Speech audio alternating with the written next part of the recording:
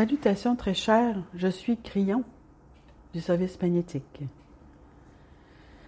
Nous sommes à Edfou, dans le temple d'Horus, un temple spectaculaire qui a survécu à des milliers d'années parce qu'il est bien conçu, très cher.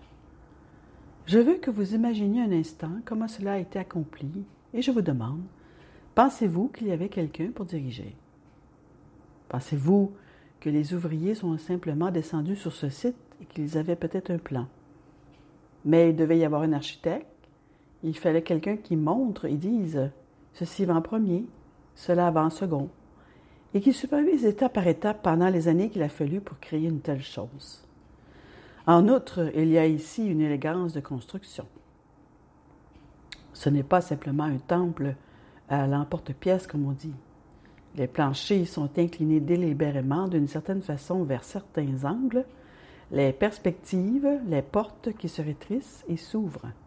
Toutes ces choses très chères ont demandé beaucoup de planification, de mathématiques et de supervision. Je vous ai déjà dit qu'il est difficile de trouver les plans ou même les outils. Les plans, mes chers, sont sacrés.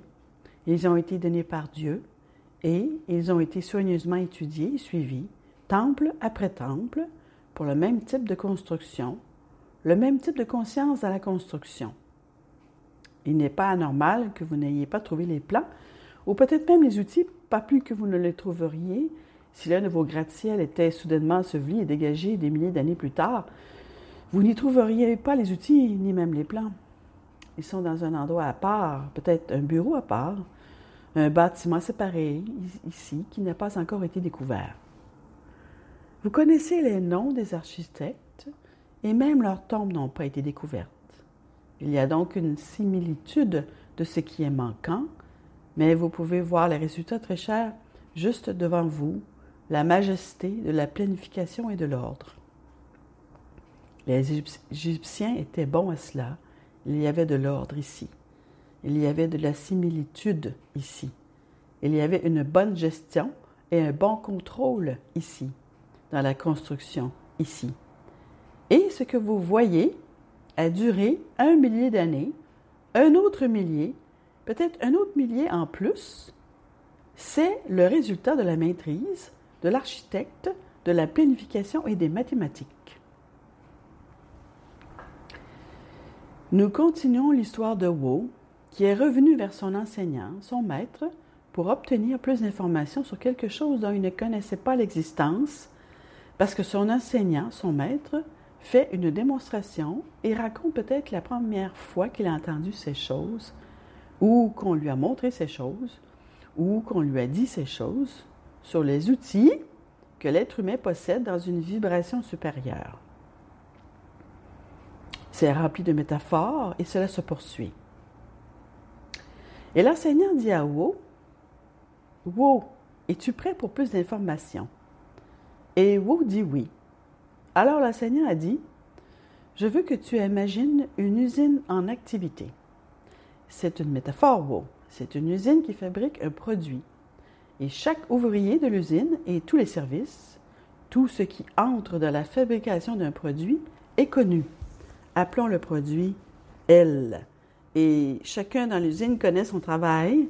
Ils connaissent non seulement les ouvriers qui fabriquent le produit L, mais aussi le bureau de la comptabilité, le bureau des ventes et le bureau des ressources humaines et toutes ces choses qui entrent dans la composition d'une entreprise. Et ils accomplissent leur travail parce qu'ils savent ce qu'ils font. Mais il y a quelque chose qui manque dans l'usine. Il n'y a pas vraiment de directive.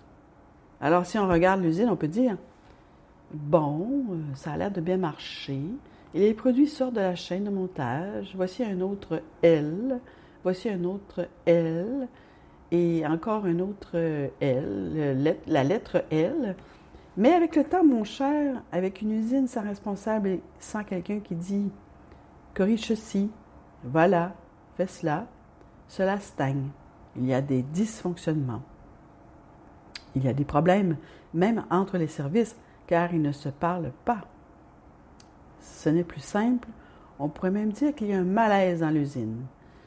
Wow, je viens de décrire le corps humain. Chaque partie sait ce qu'elle doit faire, elle le fait, et le produit est elle pour life, c'est-à-dire la vie. Nous t'avons dit déjà, wow, ce qui arrive à la structure cellulaire quand il n'y a pas de directive. Elle vieillit davantage, elle n'a pas la conscience de savoir parce qu'il n'y a personne en charge, il n'y a pas de patron. Et pourtant, il y a un patron. Que t'a-t-on dit dans ta culture wow? Et ceux qui écoutent ceci, tous les wow men qui écoutent ceci, tous les wow femmes qui écoutent ceci, que vous a-t-on raconté dans votre culture? Et cela donne ceci. Le corps fait ce qu'il a à faire. Vous regardez le corps et vous espérez qu'il fonctionne. Et si ce n'est pas le cas, alors il y a la chimie qui va l'aider. Il y a toutes sortes de produits chimiques aujourd'hui. On les appelle des médicaments. Ils vont modifier la chimie du corps pour le faire durer plus longtemps ou peut-être pour guérir une maladie. C'est ce qu'on vous a dit. Et c'est ce que la société fait alors, presque exclusivement. C'est ce que fait la société. Mais wow! Je vais te donner une information qui te permettra de jeter tout ça au loin. S'il y avait un patron, il n'y aurait plus de malaise. Et donc, c'est de là que vient l'expression, et nous l'avons dit à de nombreuses reprises à ceux qui écoutent, aux nombreux wow qui sont assis en face de moi, soyez le patron de vous-même et ayez une conscience de l'énergie qui vous aide à savoir quoi faire. Bon, tu ne sais pas ce que fait une cellule, pas vraiment. Il faudrait étudier pour comprendre la chimie. C'est le travail de la cellule, mon cher, et elle le fait bien. Mais elles ont besoin d'un architecte, elles ont besoin d'un responsable, et ça peut paraître étrange.